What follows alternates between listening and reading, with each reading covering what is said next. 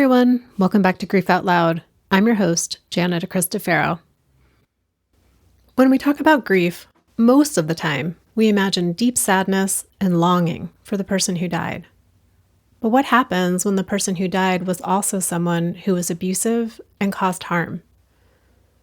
For Kathy, her dad's death when she was 11 brought not only confusion, but also an overwhelming sense of relief. Kathy went on to become a social worker and now volunteers with teens and tweens who are grieving. In our conversation, Kathy shares openly about carrying the secret of sexual abuse during her childhood, what it was like to have a parent die who caused so much harm, and how volunteering gave her a sense of purpose and visibility at a very young age. She also reflects on what she's learned from the teens that she works with about the importance of making space for the complicated, messy, and sometimes contradictory feelings that come with grief. A couple of notes before we begin. Content-wise, this episode includes references to childhood sexual abuse. Language-wise, there's a little bit of salty language. So please take care of yourself while listening. And finally, sound quality-wise, Kathy's audio is a little bit muddy in the first minute or two, but I promise it gets a lot better as you go on. Okay. Here's our conversation.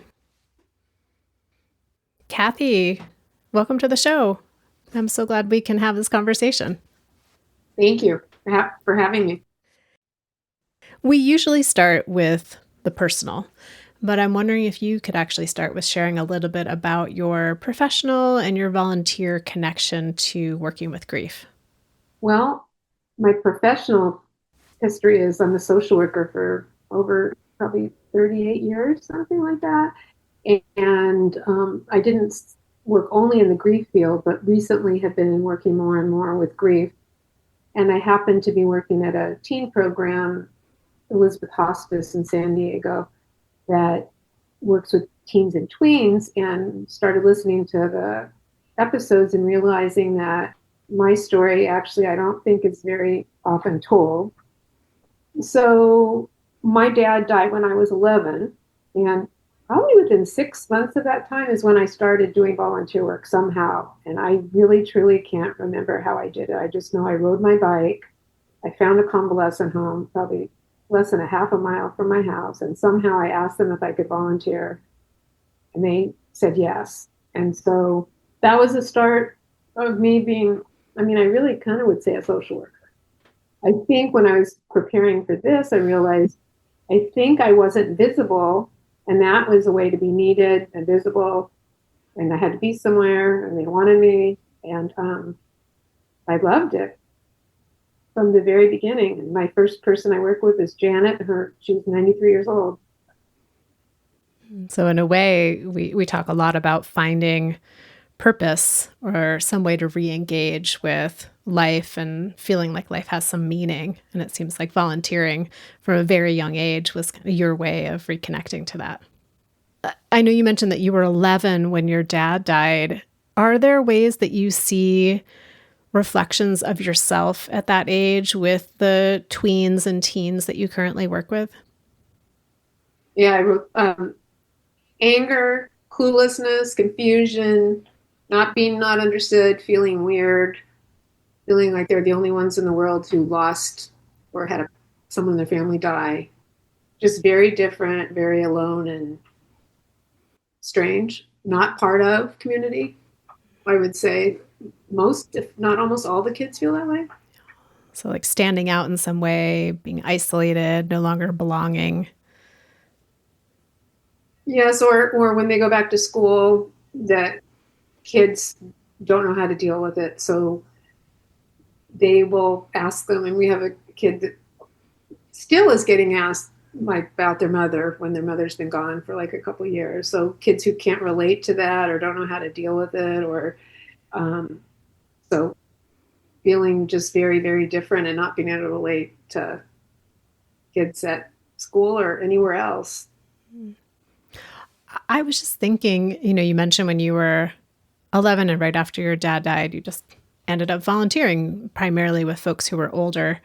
I wonder if there's some way that folks who were older had an understanding of grief in a way that peers your own age could not relate to.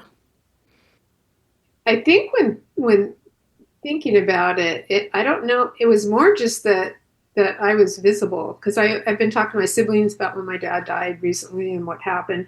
And I think, the focus was on my mom. And I think not that I don't think they even necessarily knew my dad died. I think they just saw this kid who could help them with bedpans and urinals and, and all that stuff too. And I liked it. I mean, I don't know if I even told them anything. I think it was just kind of a bizarre luck that happened. I don't know if they said, sorry, your dad died. I kind of doubt I said any of that, but I don't know. Well, take us back to what life was like when you were 11. So, like, leading up to when your dad died, what was going on in your world then? Well, when I was 11, my two brothers were a lot older than me, so they were both in college. And my sister was a senior in high school, so she was getting ready to go to college the next year. So I lived with my mom and my sister, and I lived in a very nice neighborhood, had friends, had campfire girls, did a really great life from the outside. My dad did sexually abuse me as a child that no one knew about at the time. So I would say that secret and that fear was predominant. And also, I think I kind of knew my parents were having some marital issues right around that time, and which they didn't have for years, or at least overt ones. And so I think it was also a time where my sister was leaving and I'd be the only kid, and just really also not wanting to be around my dad ever, alone for sure. And your dad was living at home with you all at that point.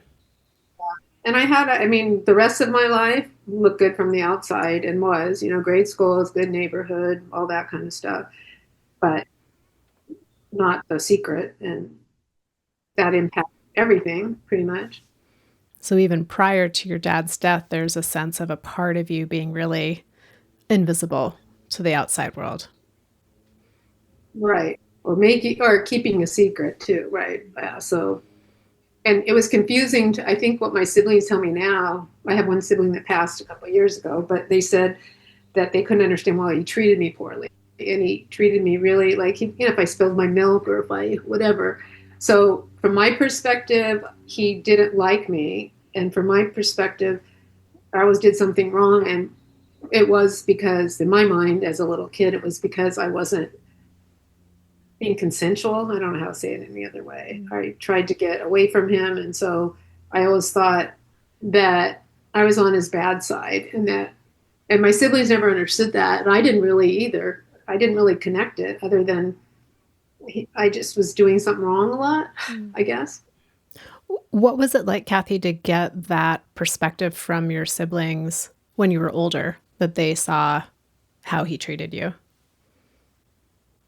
I think it's just been lots and lots and lots of pieces of the puzzle helping, so that they didn't understand why he treated me so poorly. They didn't understand a lot about my dad because lots of information came out afterwards in terms of prescription drug abuse, all these other things that were going on. So I think, and that took many years to actually get that information, which is part of, I think, the problem, to even understand what was going on in the family at that time. So it took probably many, many years until actually, I think, I shared that I had been abused. That the other stuff came out about my dad's prescription drug abuse, maybe mental health challenges, all that kind of stuff. So I think I helped them in a way because they saw something they never ever knew was part of the history, and then they helped me in terms of putting pieces together too that were pretty obvious. So there's been a co-creation of this puzzle being put together from you and your siblings. Puzzle makers who have different different viewpoints of the whole thing too. How did you get the news that your dad had died? I was at sixth grade camp, and I didn't like fish. This is really it's because all of a sudden my two brothers came up, and I thought they came to camp so I didn't have to eat fish that day. That was my first thought. And then my second thought was what they told me. I don't remember this, that I said, or our parents getting divorced.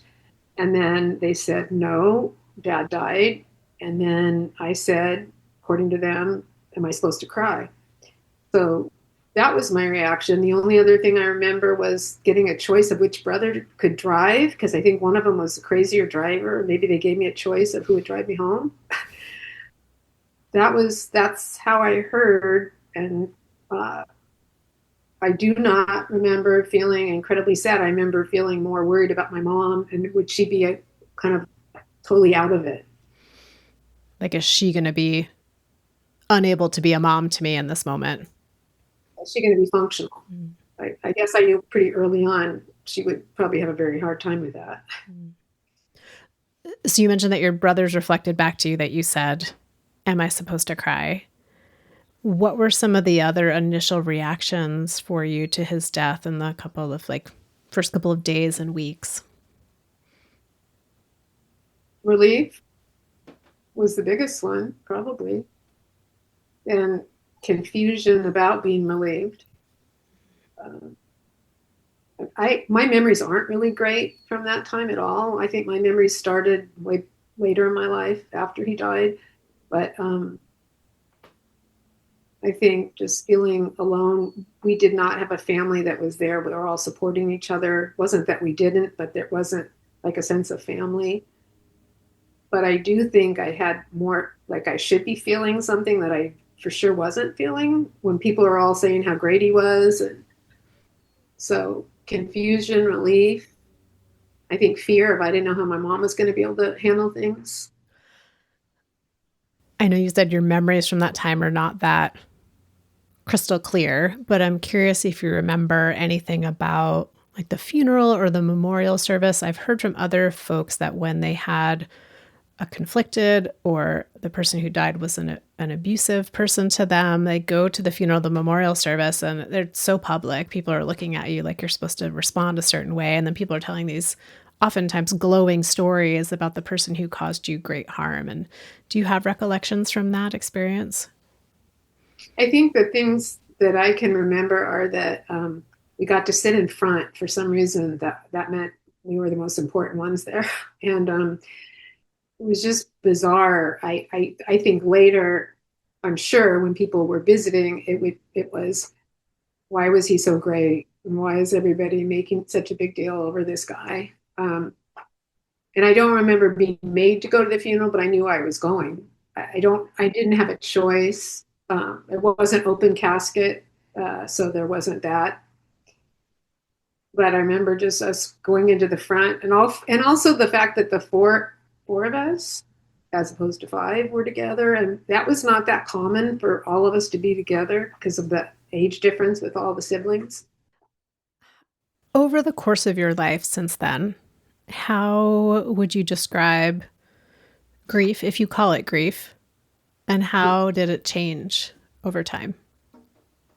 Well, I was thinking about that because I kept thinking about maybe it should be called relief with some grief. And that's what I was thinking if I was to title how I felt, because the grief was more the loss of family and not him so much, or a family unit, which really wasn't there again because of the age difference. So I think what's changed is for sure uh, information and facts that I had no clue about in my early years that helped me understand more about what was going on in my family. And me figuring out that I had been abused really only happened in my early 20s because of my memory. So it wasn't something that I had ever gotten help for before then. So I think I was always just glad he was gone. I always thought he was a jerk and probably said that to everybody. I think nobody really understood why I thought, but now my siblings would also say he was not the greatest guy for a multitude of reasons too. So he wasn't this, although my one brother would say he was a great guy. Um, what's changed is information and perspective and understanding why I feel the way I do. I guess one thing that has changed is he did have some strengths, which I never like to admit. And I think my strengths are actually more of his. And because my mom, who's no longer alive, was kind of kind, great woman, but not a go-getter. Although, and my dad, I will never not do something. I'll try everything and anything. I think he did that. He had like 6 businesses in his very young life. He would just do things, and I think never give up. I don't know if he ever said that, but was probably part of it. Just so being independent and self-reliant. So I think I got a lot of many of my strengths from him that I don't like to admit, but I think it's true. From what you're describing, Kathy, it seems like it's been a process of having to reckon with who your dad was in your life and maybe a little less about navigating life without him. Absolutely, because life without him was way better for me, way better. I mean, I can't even imagine him being alive for all the things my marriage, kids, grandkids, that kind of thing. So truthfully, for me, I've always been, I just have to say, glad he was no longer my life and not sad about it. How did that impact? I'm just thinking like, okay, I go back to a teenager who's grieving, a young adult, college student, early in 20s and 30s with peers, and people are like, well, what do your folks do? Or where do your folks live? And then you have to like, well, my dad has died. And then be like, oh, I'm so sorry. And they have a certain expectation of what that means for you. What was that like to have to navigate those types of interactions? Well, I think as my friends would say, because I'm pretty direct, is I'd say, my dad's dead. I would say it like that. My dad's dead. And they'd say, I'm sorry or whatever. And I'd say, it's fine. I mean, they would, and truthfully, I think so many people, that's not really their focus, other people. So it's not like people were constantly, especially after years of having somebody die, would check in with me. But I would minimize it. And also, but not at the same time be able to say partly why I was so glad he wasn't alive. So I think that was, I mean, I would want people to intuit, and I might say something like, I don't know if I can say this now, but he was an asshole. That's probably what I would have said. He died and he was an asshole. And that's what I do say. Yeah, I didn't really ever feel I wanted even like condolences, or because that I want more understanding for what had happened as opposed to that he died. Well, so many teens and young adults, and you say, oh, I'm sorry for your loss. Well, I try not to say that, but I'm sorry for your loss. I'm so sorry that happened to you. And they say, oh, it's fine. It's okay. And for them, they maybe it's just saying that because it's like not okay, but what else are you going to say? But in your case, it was okay. Like you were being honest about that. And so I can imagine how people may not have picked up on the nuance of the difference in your response. Well, when I started doing this volunteer work with the teenagers, I had shared with the staff, how often do kids say, like, I'm glad he's dead? And I shared my personal story with them before I started working with them. And I had a hard time because the program that I work with is not a lot of feedback. It's more just listening and hearing. But so the opportunity for somebody to say what they didn't like about them, or they were glad they were gone, doesn't seem so appropriate or relevant to be able to say those things. So I think when I hear kids say things now, it's rare that I hear, I've had the kids I work with, the parent was a drug addict. That doesn't mean they didn't love them very, very, very much, but it was a rough time. And how they might share that information is probably not as open as I would think if their relationship was to them, because people are still grieving them. And of course, I'm not sure what that original question was. Well, I'm just sitting in the space of, in our work, we're often inviting teens or kids to share. What did you like about your person? What did you not like about your person? And most kids and teens will say, I liked this, but I also didn't like this. And how there are kids on the extremes, right? That say, like, I loved everything about my dad. There wasn't anything I didn't like about him. And you might be over here on this. There's like, I can't really think of anything I did like about him. And to make space for that to be a reality. Right. I mean, I think, in terms of nowadays people helping, you're not asking this at this moment, but kids versus when I was a kid, is if you're dealing with them like totally uniquely as one human being and listening to that person's because they have a different story than anybody else, and their loved one, if it was a loved one, not, there may not even be a loved one, but they have, their feelings about them are different, and so there's not one way to help anyone actually. And so I think it's more the questioning, being open-ended questions. So it's not like, did you like him or didn't you like him, but how'd you feel about your parent? Um, so, and I didn't hear a lot of kids opening up to each other really about, the ones that I've worked with so far, about some difficult negative feelings about the person who died. And maybe because of my own story, I would like kids to feel a little more open about that, or some way help them be able to do that a little more if it's relevant for them. Yeah.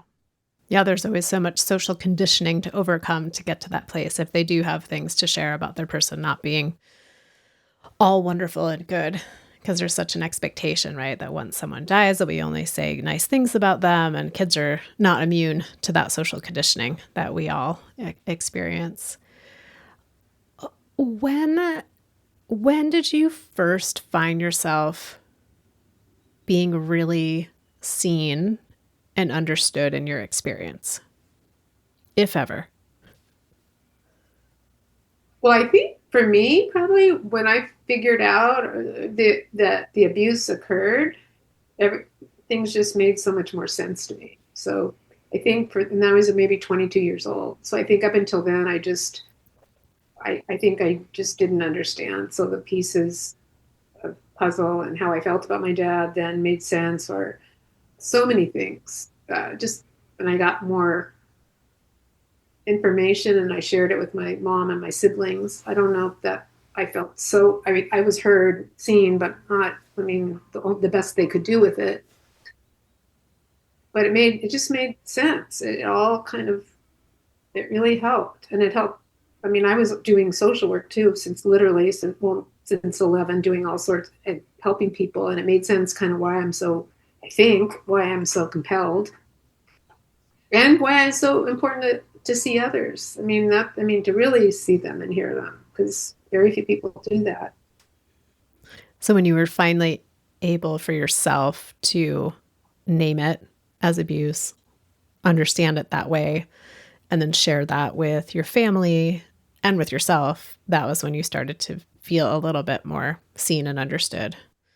Well, yeah, and then I'm thinking now, I mean, I work with children's mental health, and I worked in children protective services. So, and I can truly say, probably even till when I just started volunteering at 66 years old, I didn't think my grief with my father was connected in any way working with other people's grief, because it felt so different.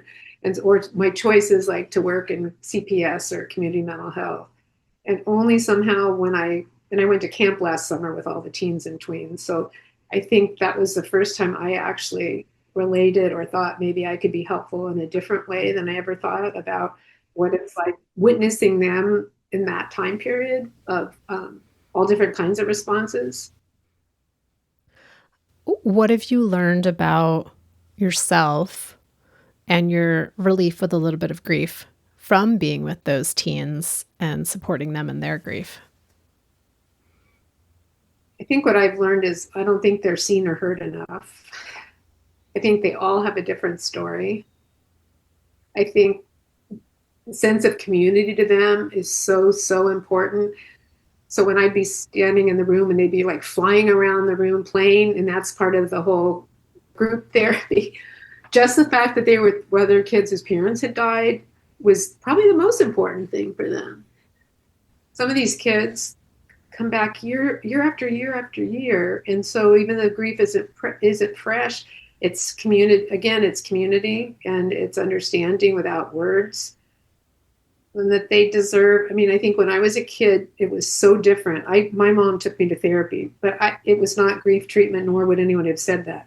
Nowadays, we're not perfect, but oftentimes, like, these kids are allowed to see a therapist or be in group, and even ask them how they're feeling, because usually it's the focus on the parents, right? So in this way, these kids still get focus, and it doesn't go away right away. Um, and it's not just 6 months and people are out of their lives. So I've learned, the resiliency, but also the beauty in when they're beauty of giving them the opportunity to say things or talk at all different times. And some of the kids I work with, it's been like 5 years, or the parent died when they were an infant. And so it's just the fact that they're important, and it doesn't stop either. You don't stop the help, no judgment. And they're there for each other in their own sweet ways most of the time. Most of the time. They try, I think. Well, I was thinking about this idea that when someone dies, we have to live the whole rest of our lives without them.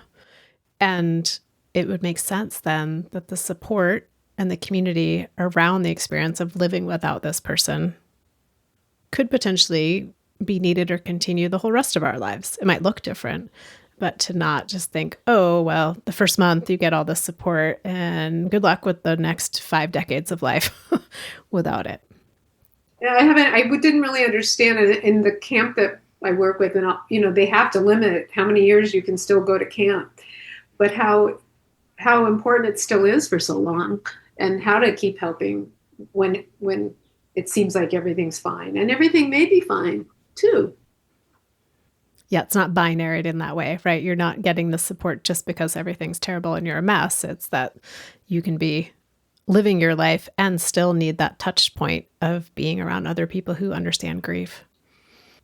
What would you most want your 11-year-old self to know or understand now?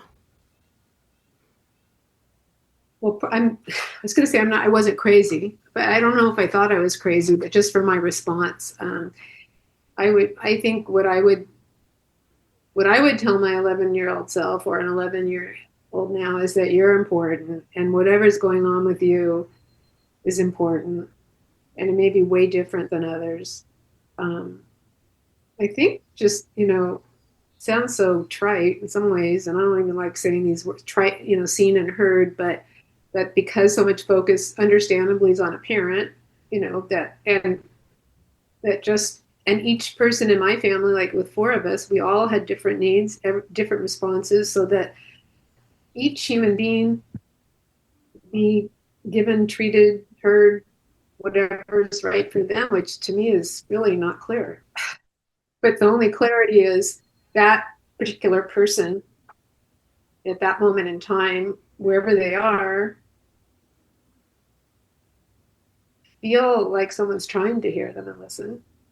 That's probably and even just the effort that, someone's asking me, not just sorry you're going through this, but how are you really?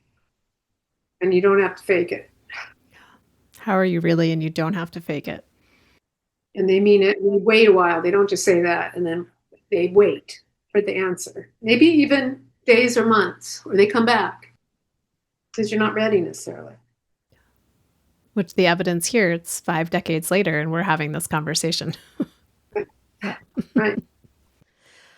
I'm curious too, Kathy, if someone else is listening to this episode and the person who died was someone who caused them great harm or was someone who abused them, what would you want to share with them?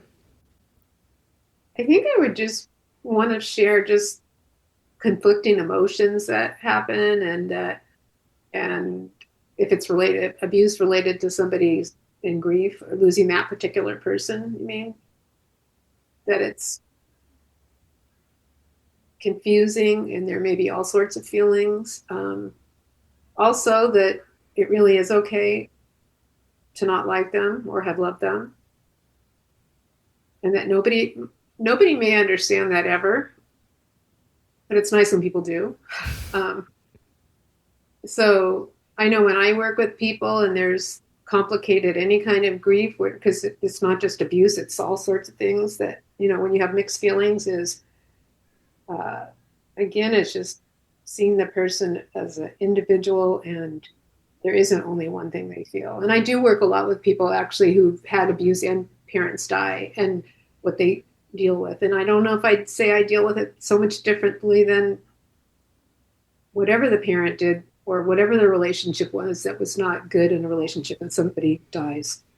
A little different in some ways, but understanding and time and honoring. And I think honoring a lot of the negative stuff without, I mean, I know I spewed lots of stuff about my father through the years. I don't think people love that, but I like that nobody told me how great he was. Yeah. So understanding and how it's not binary. Nothing is.